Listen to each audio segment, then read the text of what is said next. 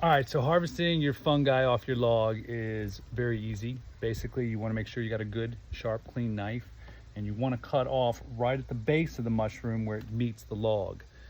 You want to do that versus twisting and pulling them off because you don't want to damage your bark.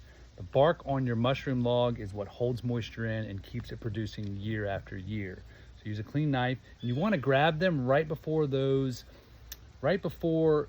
lip unfurls. That's the best time. That's when they're at their best tasting as well. If you catch it after it unfurls, you can still eat it, but this is the juicy spot for picking these guys. And these shiitakes are juicy. They're so spongy and plump.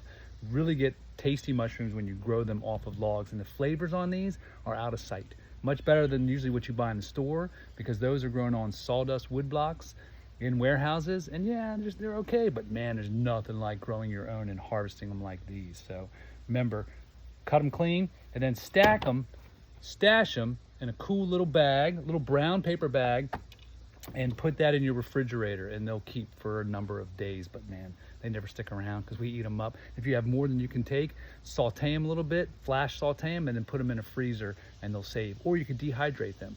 Tons of uses, and you're going to get lots of mushrooms when you start growing them on logs.